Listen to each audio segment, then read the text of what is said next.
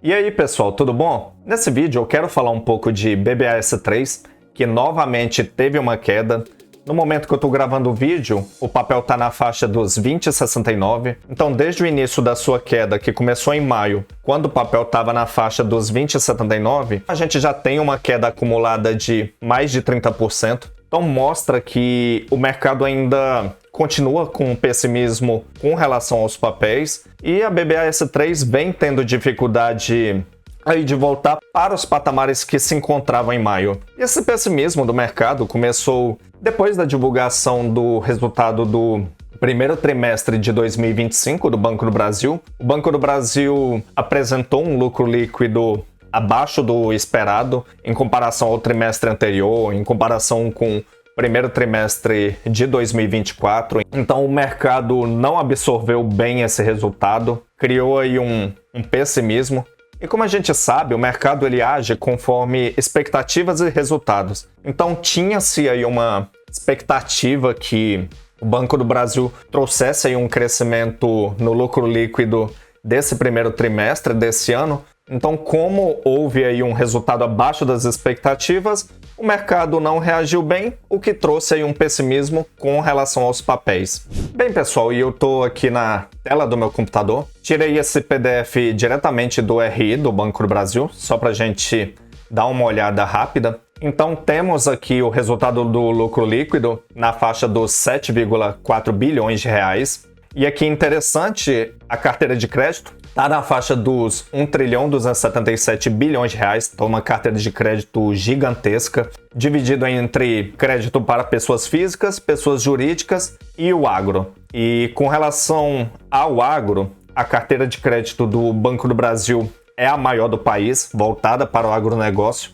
Atualmente se encontra aí na faixa dos 406 bilhões de reais, então é uma carteira de crédito gigantesca, destinado a um setor muito importante aqui no nosso país, que é o agronegócio. Então, o Banco do Brasil tem aí uma grande participação aí do mercado. E aqui temos o ponto central, que fez com que o mercado tivesse esse pessimismo aí com relação às ações. Como eu disse, o primeiro trimestre de 2025 teve um lucro líquido de 7,37 bilhões de reais. Se compararmos com o trimestre passado, quarto trimestre de 2024, tivemos aí um resultado inferior de 23%.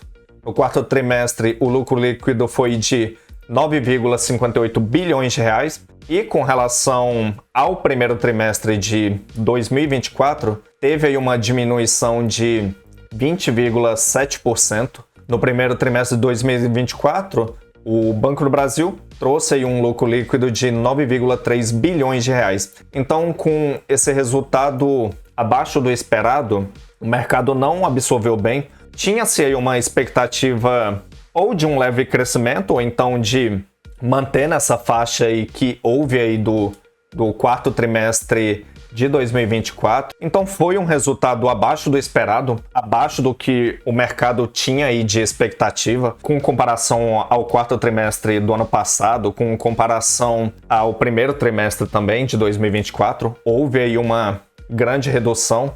E é importante falar que esse resultado abaixo do esperado se deve a três fatores que impactaram os resultados do Banco do Brasil.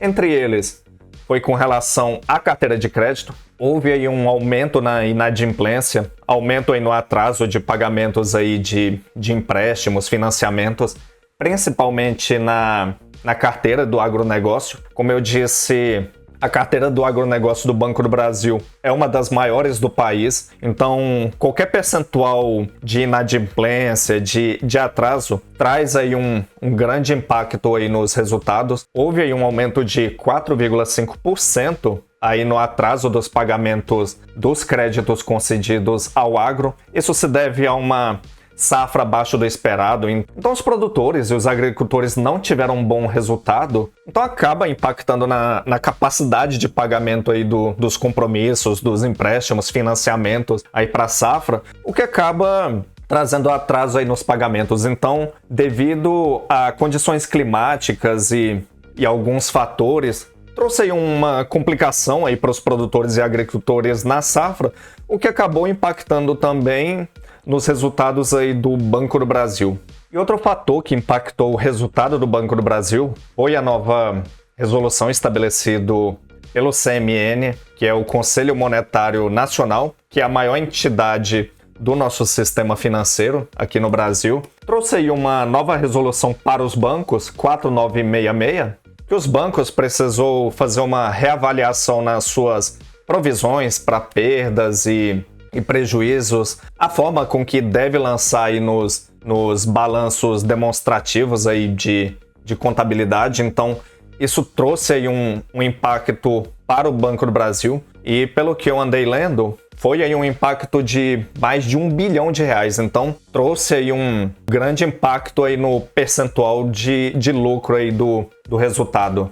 E, por fim, outro fator que, segundo o Banco do Brasil, teve um grande impacto foi esse período de taxas de juros elevadas, de uma taxa Selic aí no patamar dos 15%. Então, trouxe aí um custo mais elevado aí dos seus títulos. Então, o Banco do Brasil tem aí um custo maior com seus títulos pré-fixados, seus títulos pós-fixados, que estão indexados ao CDI. Então, traz um custo elevado, o que impactou os resultados aí do primeiro trimestre, porque não tem conseguindo fazer esse ajuste de spread, ou seja, ter uma diferença no valor que paga para o valor que consegue emprestar. Então, trouxe aí também um grande impacto aí no resultado desse primeiro trimestre.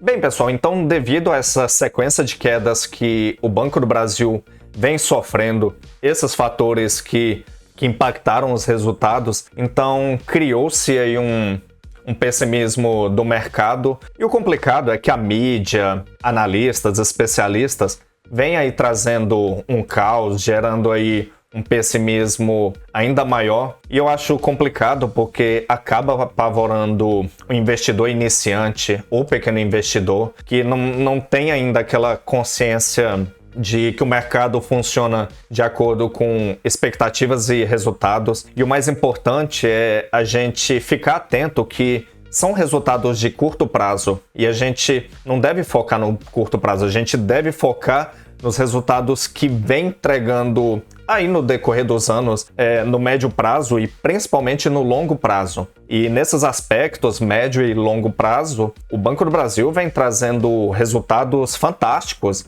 vem trazendo crescimento nas receitas, crescimento nos lucros, é conhecido por fazer uma ótima distribuição de proventos, tem aí um bom payout. Então são fatores que fazem com que a gente foque mais no longo prazo e esqueça e não fique aí apavorado com esses acontecimentos de curto prazo que são extremamente normais e fazem parte do mercado. Então a gente deve ignorar esse pessimismo que mídia e analistas trazem, porque é da natureza da renda variável sofrer essa oscilação. Então nem sempre o papel vai estar em constante subida. Há os momentos aí de baixa. E são nesses momentos de baixa que a gente encontra uma ótima oportunidade de investir numa ação de uma excelente empresa a um preço baixo. Então a gente tem que focar nesse período de oportunidades e não estressar, não perder a cabeça com esse pessimismo e esse caos aí que o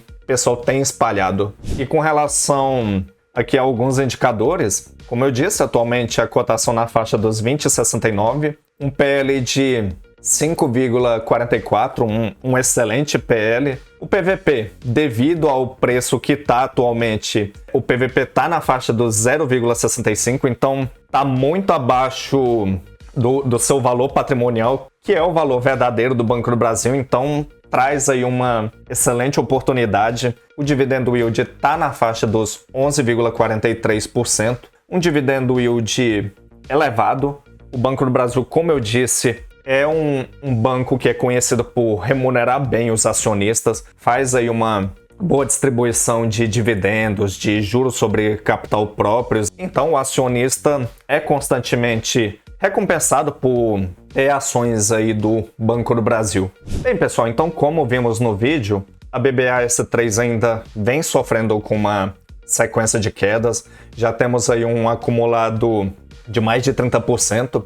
desde aí maio, onde estava na faixa dos 20,79. Então o mercado ainda se encontra num pessimismo com relação às ações e, como eu disse, a mídia e os especialistas ainda espalham aquele caos, uma preocupação desnecessária de curto prazo. Para mim, para você que investe pensando no longo prazo, a gente deve evitar esses pessimismos, não faz nada bem pra gente, só bagunça a mente, traz aí um pânico, um nervosismo. Como eu disse, são movimentos normais de curto prazo, é uma normalidade do mercado, então renda variável é isso.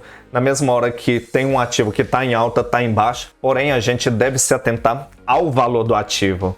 Como eu disse, é uma empresa fantástica de se investir, tem expectativas e perspectivas de crescimento para o longo prazo, vem trazendo crescimento nas receitas, crescimento nos lucros, vem trazendo aí uma ótima distribuição de proventos, que é um ótimo fator aí para o investidor. Então a gente deve focar aí num momento de oportunidade que pode ser uma grande chance de comprar uma ação de um excelente banco a um baixo preço e tá ignorando aí esse pessimismo e esse caos aí espalhado pela mídia. Bem, pessoal, então esse foi o vídeo. Só lembrando que não é uma recomendação de investimento, não estou aqui falando que se deve investir no Banco do Brasil, jamais. É importante que você estude, você faça aí suas análises, tenha seu critério aí de decisão, para evitar que você tome uma péssima decisão aí de investimento, então isso é muito importante. Então estude, pesquise para você fazer aí uma boa escolha e ter uma boa decisão de investimento. Então, se gostou do vídeo, se fez sentido, curte, comenta, se inscreva no canal para dar aquela força. Então, vou ficando nessa. Espero vocês até um próximo vídeo e até mais.